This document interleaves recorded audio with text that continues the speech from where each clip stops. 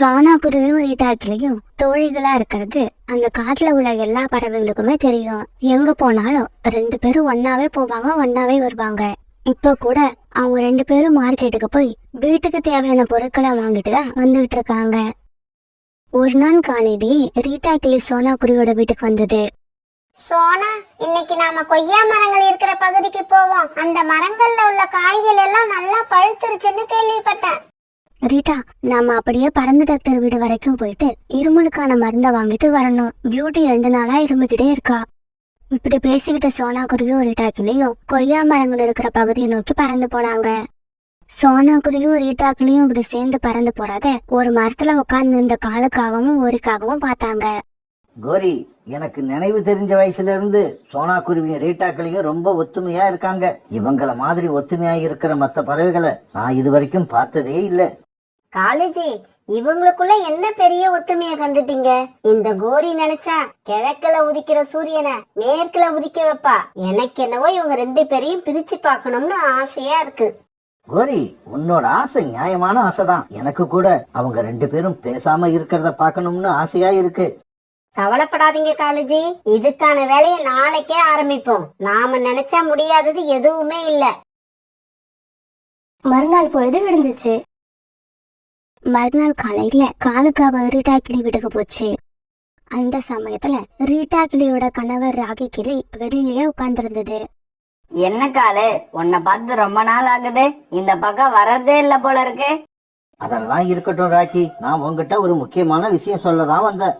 சொல்லு, என்ன விஷயம்? உன்னோட தாத்தாவும் என்னோட தாத்தாவும் ரொம்பவும் க்ளோஸ் ஃப்ரெண்டா இருந்தது உனக்கு ஞாபகம் இருக்கா இல்லையா? எனக்கு அவ்வளவா ஞாபகம் இல்ல. ஆனா என்னோட அப்பா சொல்லி நான் நிறைய கேள்விப்பட்டிருக்கேன். நம்ம 2 பேர் தாத்தாவும் ரொம்ப ஒத்துமையா இருப்பாங்களாம். கரெக்ட் ராக்கி. இப்ப நான் சொல்ல போற விஷயமும் அத பத்தி தான். உனக்கு நம்பிக்கை இருந்தா நம்பு, நம்பிக்கை இல்லைன்னா விட்டுரு. நேத்து ராத்திரி நான் ஒரு கனவு கண்டேன். அப்படியா? என்ன கனவு? சோனா குருவி இப்ப குடியிருக்கிற மரத்துக்கு கீழே உன்னோட தாத்தா ஒரு பெரிய தங்க புதையலை புதைச்சு வைக்கிறாரு. அந்த சமயத்துல நான் அந்த பக்கமா வரேன். உடனே அவர் என்கிட்ட, காலு, இந்த மரத்துக்கும் கீழே தங்க புதையல் இருக்கிற விஷயத்த எப்படியாவது என் பேரங்கிட்ட சொல்லிடு அப்படின்னு சொல்றாரு. அப்படியா? வேற என்ன சொன்னாரு? அப்புறம் எதுவும் நடக்கல ராக்கி. அதுக்குள்ள என்னோட தூக்கம் கலைஞ்சு போச்சு. காலு, எங்க தாத்தா கனவுல வந்து சொன்னது உண்மையா இருக்குமா? ராக்கி, நான் தான் ஆரம்பத்திலேயே உங்ககிட்ட சொன்னேன், இது உண்மையா என்னன்னு எனக்கு தெரியாது. ஆனா உன்னோட தாத்தா உயிரோட இருக்கும்போது சோனா குருவி இப்ப வீடு கட்டி இருக்கிற மரத்துலதான் கூடு கட்டி வாழ்ந்தாரு. அது உனக்கு ஞாபகம் இருக்கா? காலு, அதுவும் எனக்கு ஞாபகம் இல்ல. ஆனா எங்க அப்பா எனக்கு இந்த விஷயத்த அடிக்கடி சொல்லிருக்காரு. அவர் சொல்லிதான் எங்க தாத்தா இறந்து ரொம்ப நாளைக்கு அப்புறம் அந்த மரத்துல சோனா குருவி வந்து கூடு கட்டுச்சுன்னு எனக்கு தெரியும்.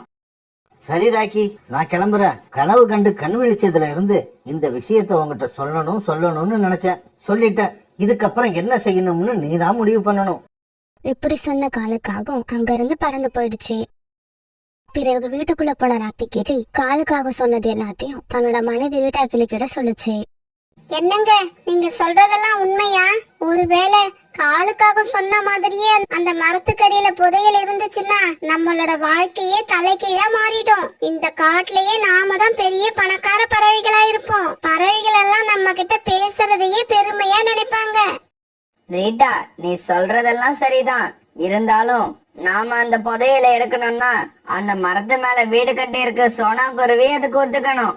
எனக்கு என்னவோ சோனா குருவி புதையல் இருக்கிற விஷயத்த நம்பி தன்னோட வீட்டை காலி பண்ணணும்னு எனக்கு நம்பிக்கை இல்ல. என்னங்க, சோனா குருவி வேற நான் வேறயா? எங்களோட ஃப்ரெண்ட்ஷிப்பை பத்தி நீங்க என்னதான் நினைச்சுக்கிட்டு இருக்கீங்க? இப்படி சொன்ன ரீட்டா கிளி உடனே பறந்து சோனா குருவி வீட்டுக்கு போச்சு.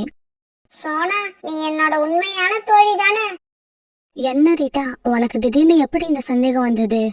நான் கேட்ட கேள்விக்கு பதில் சொல்லு. நீ என்னோட உயிர் தோழியா இல்லையா? இதுல என்ன சந்தேகம்? நான் உன்னோட உயிர் தோழிதான். அப்படின்னா நீ வாழ்ந்துகிட்டு இருக்க இந்த மரத்தையும் வீட்டையும் விட்டுட்டு நான் சொல்ற மரத்துல போய் வீடு கட்டிக்க. ரீட்டா, இப்படி நீ சொல்றதுக்கு என்ன காரணம்? இந்த மரத்தை விட்டு நான் எதுக்காக போகணும்? சோனா, நீ வீடு கட்டி இருக்க மரத்துக்கு அடியில என் கணவரோட தாத்தா ஒரு புதையில புதைச்சி வச்சிருக்காரு. இப்ப நாங்க அந்த புதையில வெளியில எடுக்க ஆசைப்படுறோம். ரீட்டா, நீ என்ன பைத்தியம் மாதிரி வளரிட்டு இருக்க? இந்த விஷயம் எல்லாம் உனக்கு எப்படி தெரியும்? யார் சொன்னது? பிறகு ரீட்டா கிளி நடந்தது எல்லாத்தையும் சோனா குருவி கிட்ட சொல்லுச்சு. இதான் விஷயமா ரீட்டா, காலுக்காகத்தையும் கோரிக்காகத்தையும் பத்தி நம்ம காட்டுல உள்ள எல்லாருக்குமே நல்லா தெரியும். அப்படி தெரிஞ்சு இருந்தோம் அவங்க பேச்ச நீ எப்படி நம்புற? சோனா, என் கணவரோட தாத்தா நீ குடியிருக்கிற இந்த மரத்துல குடியிருந்தாரு, அது உனக்கு தெரியுமா? தெரியும். ராக்கியோட தாத்தா தான் எங்களுக்கு முன்னாடி இந்த மரத்துல கூடு கட்டி வாழ்ந்தாரு. இது எனக்கு தெரியும். எங்க அம்மா இந்த விஷயத்த எனக்கு சொல்லியிருக்காங்க. என் கணவரோட தாத்தா இந்த மரத்துலதான் குடியிருந்தாருங்கிறது நீ நம்பனா இந்த மரத்துக்கு கீழே புதையில் இருக்கிறதுன்னு நீ நம்பிதான் ஆகணும். தயவு செய்து எனக்காக உன் வீட்டை காலி பண்ணிட்டு நான் சொல்ற மரத்துல வீடு கட்டிக்க. இங்க பாரு ரீட்டா, காலுக்காக உன் கணவர் கிட்ட சொன்னது அத்தனையும் போய். கண்டிப்பா இதுல ஏதோ உள்நோக்கம் இருக்கு. இந்த மரத்துக்கு கீழே எந்த புதையலும் இல்ல. அதனால தேவையில்லாம இந்த மரத்தை நான் காலி பண்ண மாட்டேன். தயவு செய்து நான் சொல்றத நீ புரிஞ்சுக்க. புரிஞ்சுக்கிட்டேன் சோனா, உன்னை பத்தி நான் இப்ப நல்லா புரிஞ்சுக்கிட்டேன். நான் இவ்வளவு நாள் உன்னை நான் என்னோட உண்மையான தோழின்னு நினைச்சு பழகுனது பெரிய முட்டாள்தனம்னு இப்ப நான் நல்லா புரிஞ்சுக்கிட்டேன். இப்படி சொன்ன ரீட்டா கிளி பிறகு கோவமாங்கிறது பறந்து போச்சு. அம்மா, ரீட்டாண்டி நம்ம மேல கோவமா போறாங்க. பியூட்டி, நான் ரீட்டாவை ரொம்ப புத்திசாலின்னு நினைச்சேன். அது தப்பு. ரீட்டா புத்திசாலியா இருந்திருந்தா காவங்களோட பேச்ச நம்பி இருக்க மாட்டா. இப்படியே சில நாட்கள் நகர்ந்துச்சு. ஒரு நாள் ரீட்டா கிளி நதிக்கரைக்கு போனப்ப புறாவை சந்திச்சுது. என்ன ரீட்டா, உன் முகம் ஏதோ குழப்பத்துல இருக்கிற மாதிரி இருக்கு. ஆமாம் புறா, நான் பெரிய குழப்பத்துலதான் இருக்கேன். நீயாவது எனக்கு உதவி செய்வன்னு எதிர்பார்க்கிறேன். ரீட்டா, உனக்கு என்ன உதவி தேவைப்படுதுன்னு சொல்லு. ரீட்டா கிளி பிறகு நடந்தது எல்லாத்தையும் புறா கிட்ட சொல்லுச்சு. புறா, நீ மட்டும் எப்படியாவது சோனாவை அந்த மரத்தை விட்டு காலி பண்ண வச்சிடு. நீ இப்படி செஞ்சிட்டேன்னா கிடைக்கிற புதையில உனக்கும் ஒரு பங்கு தருவேன். ரீட்டா, தயவு செய்து நான் சொல்றத கேளு. காலுக்காக பேச்ச நம்பாத. எனக்கு கூட சோனா சொல்றதுதான் சரின்னு படுது. புறா, நீ எல்லாம் திருந்தவே மாட்ட. எப்படியாவது சோனா குருவி அந்த வீட்டை விட்டு விரட்டிட்டு அந்த மரத்துக்கு அடியில உள்ள புதையில நான் கண்டிப்பா எடுப்பேன். இந்த ரீட்டா யாருன்னு நீங்க எல்லாம் அப்பதான் புரிஞ்சுப்பீங்க. காலேஜி, புதையல் விஷயத்த நீங்க ராக்கி கிட்ட சொல்லி இவ்வளவு நாள் ஆகுது. சோனா குருவி இன்னும் வீட்டை காலி பண்ணன மாதிரி தெரியல. கோரி, நாம இப்படியே வீட்டுக்குள்ள உட்கார்ந்து இருந்தா வெளியில என்ன நடக்குதுன்னு நமக்கு எப்படி தெரியும்? நீ போய் ரீட்டாவை பார்த்து என்ன நடக்குதுன்னு தெரிஞ்சுக்கிட்டு வா. ஒரு நாள் ரீட்டா கிளி தன்னோட வீட்டு வாசல்ல உட்காந்து புதையில பத்தி யோசிச்சுக்கிட்டு இருந்தது. ரீட்டா, உன் இடத்துல நான் இருந்திருந்தா இந்நேரம் அந்த மரத்துக்கு அடியில இருக்கிற புதையலை எடுத்து ராஜா வாழ்க்கை வாழ்ந்துட்டு இருப்பேன். நீ என்னடான்னா புதையல் இருக்கிறது தெரிஞ்சு அதை எடுக்கிறதுக்கு எந்த முயற்சியும் பண்ணாம வெட்டியா உட்கார்ந்து இருக்க. நான் என்ன செய்யறது கோரி? சோனா குருவி அந்த வீட்டை காலி பண்ண மாட்டேங்குது. சோனா குருவி அந்த வீட்டை காலி பண்ணனாதான் நாம வேறு கடியில உள்ள புதையலை எடுக்க முடியும். ரீட்டா, நீ எதுக்கு சோனா குருவி கிட்ட பர்மிஷன் கேட்டுக்கிட்டு இருக்க? சோனா குருவியும் அது பொண்ணு பியூட்டியும் உணவு தேட போற சமயம் பார்த்து வீட்டை இடிச்சு கீழே தள்ளு. பிறகு மரத்தை வெட்டிட்டு வேறு கடியில இருக்கிற தங்க புதையலை எடுத்துக்க. சோனா குருவியோட அனுமதி இல்லாம அது குடியிருக்கிற வீட்டை எப்படி இடிக்கிறது? அது பெரிய தப்பு. ரீட்டா, நீ இப்படி செய்யறது தப்புதான். இருந்தாலும் எடுக்கிற புதையல்ல சோனா குருவிக்கும் ஒரு பங்கு கொடுத்தீன்னா சோனா குருவியோட கோபம் எல்லாம் பறந்து போயிடும். கோரி, இது உண்மையிலேயே அருமையான ஐடியா. இப்படி ஒரு ஐடியா இதுவரைக்கும் எனக்கு ஏன் தோணவே இல்ல? ரீட்டா, உனக்கு தோணுனா என்ன, எனக்கு தோணுனா என்ன? ஆக மொத்தம் ஐடியா நல்லா இருக்குல்ல. சீக்கிரமா ராக்கி அழைச்சிக்கிட்டு போ. சோனா குருவி இந்நேரம் உணவு தர வெளியில கிளம்பி போயிருக்கும்.